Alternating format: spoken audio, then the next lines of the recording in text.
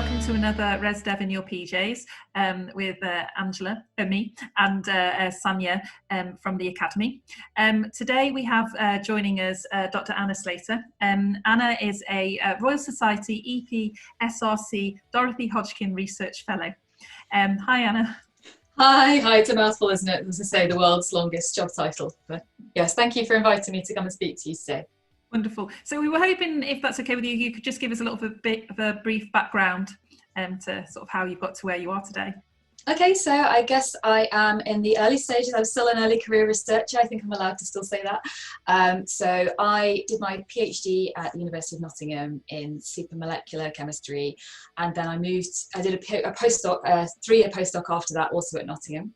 Then I moved to Liverpool and moved to materials science. I did a postdoc at Liverpool with Andy Cooper for a few years.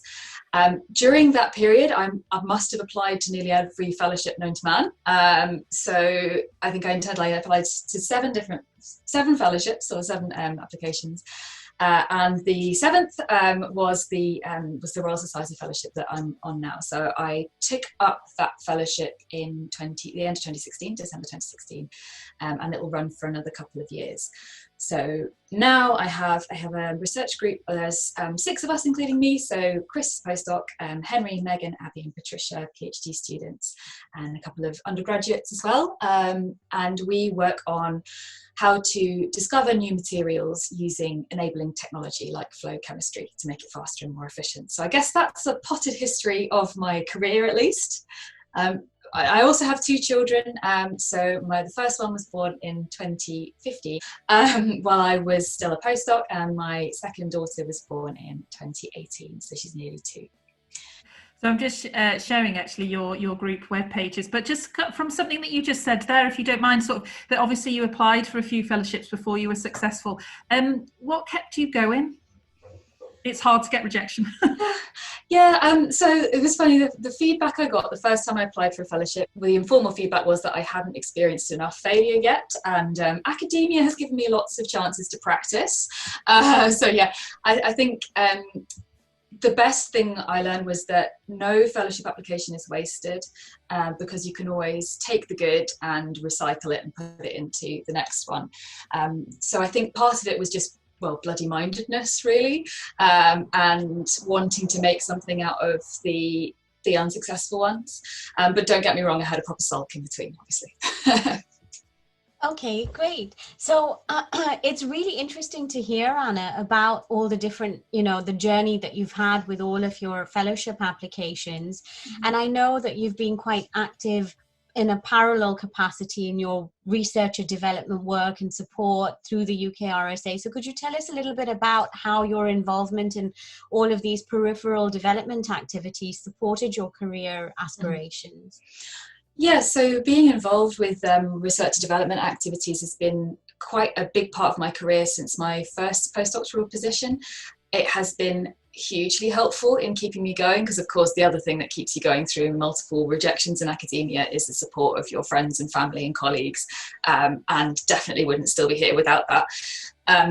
So I first joined a postdoc association, so just a local postdoc association in Nottingham, and found it was really useful just to talk to other people, bring things to the management team collectively that it was very difficult to raise individually, and also just get a little bit of career development support from each other, hear about things that are going on, and start to be involved in building a committee and leading a committee, which are all really, really useful skills and things you can put on your CV as well.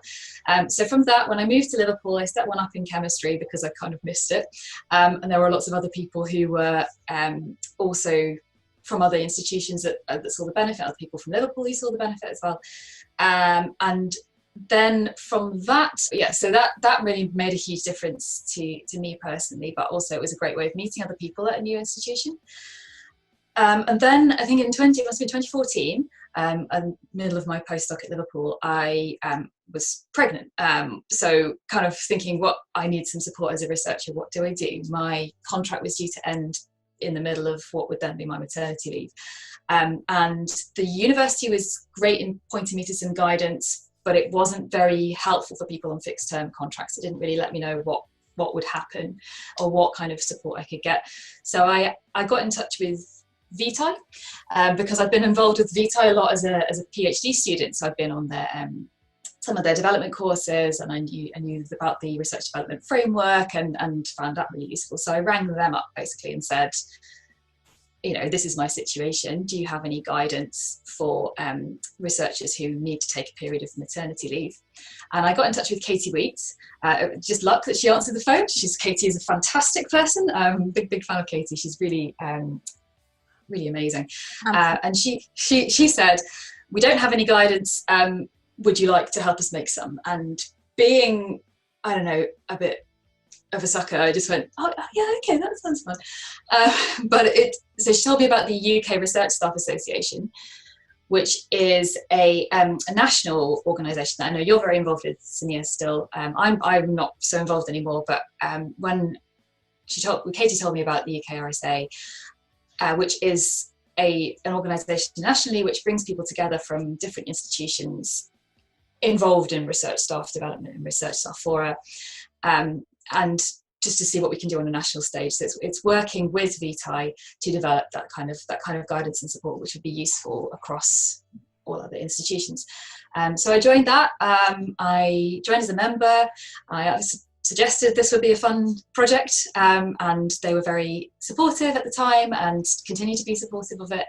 And it essentially evolved into the document that I think you can see on screen now, which Angela's showing us, which is some guidance for researchers taking family leave. So this is just the quick top tips for researchers, short flyer. We also did one for institutions to think about. There are a couple of longer documents which will hopefully be published relatively soon. We're still waiting for some, just to make them look pretty, basically, from Vitae. But as you can imagine, at the moment, it's not a huge priority, which I can completely understand. And we've got these out here at the moment. But yeah, so this is a really nice thing that came out. I mean, now that my eldest daughter is now 5, so it took a long time for this to become a thing. But I would say having those activities in my career has been really helpful in a number of different ways, both in terms of community and in terms of sharing best practice and in terms of trying to get things to be better. So trying to make things better for the local institution, you know, and the researchers within it. But it's also been fantastic to put on my CV. So at the same time I got interviewed for my fellowship, I got interviewed for a lectureship position, and they said, what experience do you have of leadership? And I was able to say, well, I chaired a national organisation. And it was just a great example to say, yes, I've done that. So I would strongly recommend anybody who's not involved with research development activities as a researcher, just go and do it. It's been a huge part of my job, very fulfilling part of my job as well. That was a very long answer, sorry. No, a great answer. I was just going to really compliment you actually on that leaflet, because I think that's something as a mum myself, actually, I think it's a fantastic resource actually, and a lot of work that's obviously gone into it, but a great thing to have around. So yeah, no, it's a thank you for putting that together. Just full credit to all the fantastic people who answered the survey. So we didn't want it to just be our opinions. We wanted it to be based on the experiences of researchers who had taken leave. So we sent around a survey basically asking people to tell us about how they had experienced taking leave as a researcher or as an established academic. And I think 360 people responded and were just sharing their stories, and we're so grateful to them because it wouldn't exist without them. Mm-hmm. So we're in the situation that we're all in now. We name its name sometimes, I suppose, but COVID-19. And so now, you know, majority of us are working from home. And I suppose as someone that is a new-ish fellow or an early career researcher, how do you lead your group, or how can you do your work from home, I suppose? And what works well and what doesn't? Yeah, so it's a challenge for sure, and everybody in the group is in a different situation. Everybody has different challenges. So the way I guess I've approached it is to first start with a very clear statement that, you know, I don't expect work to be your first priority normally. I expect your health and well-being to be above that, and that's especially true now, you know. So we took a kind of a collaborative approach. So we talk a lot about whether we're doing the right thing, whether we should change things, and so we revisit what we're doing, and people can kind of do more or do less as they have better or worse days, you know. So it's I'm trying to make it quite light touch. I don't know whether I would use the word lead. I guess we all just kind of stumbling through this together. But I've said very much your first task is to get through this. You know, that's all I expect, is just people to get to the end of this, looking after themselves as best they can. But we do have a few things that people can engage with. So we have a group meeting every Thursday. We use Teams a lot. I'm not sure I love Teams, but it has got some really useful functionality. So we have a group meeting every Thursday. But again, it's not about tell me all about your work that you've done. It's I give an update on things that are changing in the department or some things that I've heard, and then everybody has the opportunity to tell us what you've been doing over the last week. And sometimes that's, oh, I'm working on my report, or sometimes it's I saw this really good film, you know. So we've decided to make it deliberately quite light touch. We have coffee every Tuesday. Again, people can come to that or not. It's up to them. So that's really nice, just to see people. And then every 2 weeks, I have one-to-one meetings with all the PhD students. I'm doing that tomorrow. That's a little bit more formal, but it's, you know, what have you been doing over the last couple of weeks? What are you planning to do over the next couple of weeks? You know, the first question is, how are you, always? And then we also say, is there anything else we could be doing differently? It works for us. I think it works. So I was asking the group yesterday, how have you found it? And I think it is working for us, but that's not to say it would work for other groups, I think. But what we're doing seems to be okay. The thing that's really worked and helped me a lot is that we have 2 shut up and write sessions in the week, one on Monday mornings and one on Friday afternoons. Again, it's optional, people can join or not, but for me, that helped me to prioritize the writing tasks that I need to do. So finally got a paper submitted yesterday. It's taken a lot longer than it would otherwise, but that's the only one I've managed to do so far this year, actually. So that was a big deal, and it wouldn't have happened if we hadn't had those structured kind of writing slots. And I know Ellie Satan is also doing very structured shut up and write sessions. I joined one of those the other day. I think some of the group are joining those too. So it's sort of, most of it's just signposting, saying, hey, this is going on, you can go and do it if you want to. So we have a draft channel where we share our drafts, and people have been commenting on each other's stuff, and we have a literature channel where people have like chucked up papers if people have time to read them. But the emphasis is very much on, it's there, use it if it helps, but if it's not helping, you don't have to do it. The only thing they have to do is the one-to-one meetings and the group meeting, but again, very light touch. So it's sometimes it works, sometimes, you know, it's not so good. And I suppose just maybe leading on from that and perhaps ending on it as well, I suppose, has there been support for you? Do you know, so are you getting that from other people within your team, or is there something that you've been able to reach out to help you in this situation as well? Do you know what, they always ask, and I really appreciate that. So we're all supporting each other, I think. I try really hard not to burden my group with my problems, just because I don't think it's fair. But yeah, my other half, Ben, he's a researcher developer. Sorry, no, gosh, you're a research developer.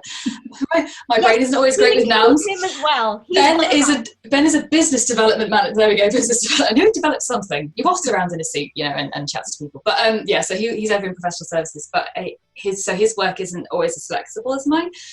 So we've been kind of balancing mornings and afternoons, but without his support, I would just have gone slightly strange.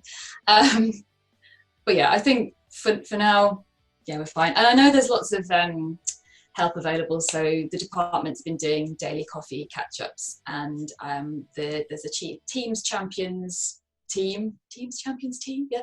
If I need any help with that, and I know the Academy have been doing lots of great stuff too.